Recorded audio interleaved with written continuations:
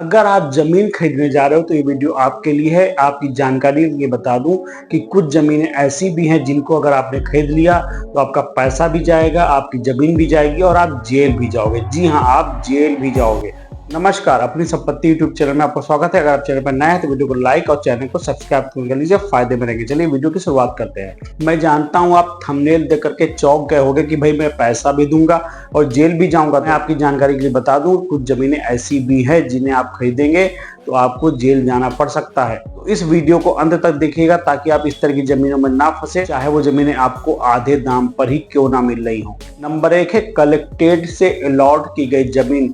कई राज्यों में सरकार भूमिहीन किसानों के लिए कुछ जमीन अलॉट करके रखती है। ये ज्यादातर गाँव में होती है। जिन लोगों के पास घर बनाने के लिए जमीन नहीं होती है, डीएम के आदेश के अनुसार उन लोगों को थोड़ी जमीन दी जाती है। ये जमीन केवल घर बनाने के लिए होती है और जिसको ये जमीनें अलॉट की जाती है वो कभी भी इन जमीनों को बेच नहीं सकता। वो उस घर में रह सकता है, आने वाले समय में उसके बच्चे उस घर में रहेंगे और फिर उनके बच्चे भी उसी घर में रहेंगे, लेकिन वो कभी भी कोई भी जनरेशन इस जमीन को बेच नहीं सकती। लेकिन बहुत जगह लोग फर्जी डॉक्यूमेंट बना करके ऐसी जमीनों को बेच देते हैं। अगर ऐसी जमीन आपने खरीद ली तो लास्ट में आपको जमीन भी नहीं मिलेगी और आपको जेल भी जाना पड़ जाएगा, क्योंकि सरकार कहेगी कि आपने किसी गरीब की जमीन को हथिया लिया है। दूसरी है गौचर और चारागाह वाली जमीन। देखिए, हर गांव में बहुत पुराने समय से जानवरों के चरने के लिए कुछ जमीन छोड़ी जाती है।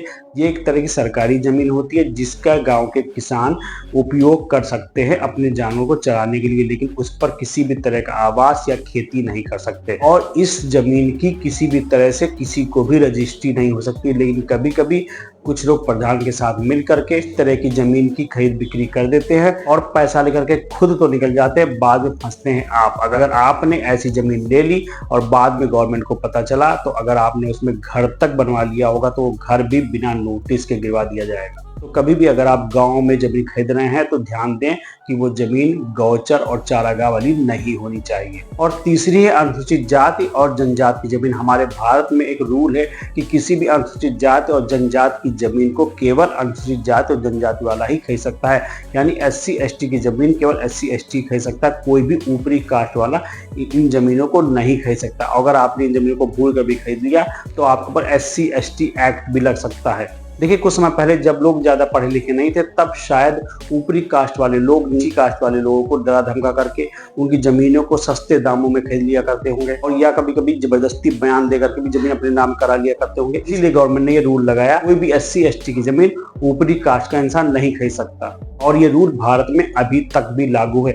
देखिए, ये रूल फ्लैट पर लागू नहीं होता, ये रूल प्लॉट पर लागू नहीं होता, ये जमीन केवल एग्रीकल्चर लैंड पर ही लागू होता है। लेकिन फिर भी अगर आप SC ST की जमीन खरीदना चाहते हैं तो जिसकी भी जमीन है उसे डीएम के यहाँ एक एप्लीकेशन देनी होगी। जब डीएम परमिशन करेगा तभी आप उस जमीन को खरीद सकते हैं और वो थोड़ा लंबा प्रोसेस है। और वीडियो में आगे बढ़ने से पहले मैं आपको याद दिला दूं कि आपने अभी तक वीडियो को लाइक नहीं किया तो वीडियो को लाइक कर दीजिए और अगर आप पहली बार इस चैनल पर आए तो चैनल को सब्सक्राइब तो कर दीजिए, क्योंकि हम लोग इस चैनल पर रियल एस्टेट संबंधी बातें किया ही करते हैं। चलिए वीडियो में आगे बढ़ते हैं। चौथा है नदी या तालाब के आसपास की जमीन। देखिए, किसी भी जल स्रोत जैसे नदी या तालाब के आसपास की जमीन आप 100 मीटर तक की नहीं खरीद सकते। ये पर्यावरण की दृष्टि से सुरक्षित रखी जाती है। इसके दायरे में आने वाली सभी जमीनों की खरीद बिक्री गैर कानूनी होती है। अक्सर आपने गांव में देखा होगा लोग तालाब से बिल्कुल सट करके अपना घर बना लेते हैं या अगर कोई नदी है तो उससे किनारे पे घर बना लेते हैं। अब ज्यादातर लोग करते हैं कि हाँ, नदी या तालाब से 100 मीटर दूर प्लॉट की रजिस्ट्री कराते हैं, फिर जब घर बनने लगता है तो अपने घर को आगे बढ़ा लेते हैं और फिर जब सरकार की नजर पड़ती है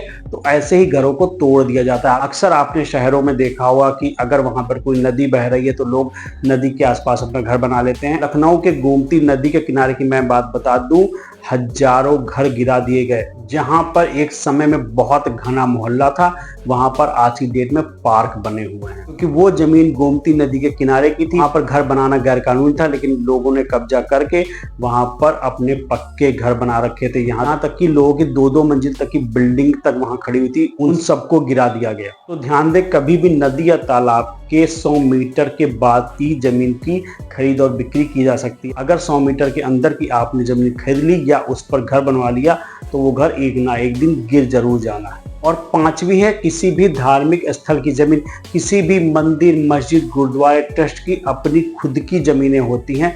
जितने में वो धार्मिक स्थल बना है उसके अलावा भी अब उनकी अपनी कुछ जमीनें होती हैं। कभी कभी वो जमीनें खाली पड़ी रहती है, कभी कभी उन पर खेती भी की जाती है। सबकी देखरेख वहाँ का पुजारी या महंत करता है, या फिर हर एक धार्मिक स्थल में जो वहाँ का मुखिया होता है वो करता है। लेकिन इन तरह की जमीनों को कोई भी इंसान खरीद या बेच नहीं सकता। कभी कभी इन मंदिरों के कुछ महंत होते हैं या कुछ पुजारी होते हैं जो कि गैर कानूनी ढंग से इस तरह की जमीनों को चुपके से किसी को बेच देते हैं। तो अगर आपने इस तरह की किसी भी जमीन को खरीद लिया तो आने वाले समय में जमीन भी जाएगी, पैसा भी जाएगा और हो सकता है आपको जेल भी जाना पड़ जाए। तो ये थी वो 5 जमीनें जिनको आपको कभी भी नहीं खरीदना है। अगर आपने जमीन को खरीद लिया तो अगर आप कोर्ट भी जाओगे तब भी आपको इन जमीनों पर कभी भी कब्जा नहीं मिलेगा। तो जमीन जब पूर्णतया सही हो तभी जमीन खरीदे। जानकारी आपको कैसी लगी कमेंट बॉक्स में जरूर बताएं। अगर आपकी जानकारी में भी ऐसा कोई केस हुआ तब भी कमेंट बॉक्स में बताएं। वीडियो को लाइक और चैनल को सब्सक्राइब जरूर कर लीजिएगा।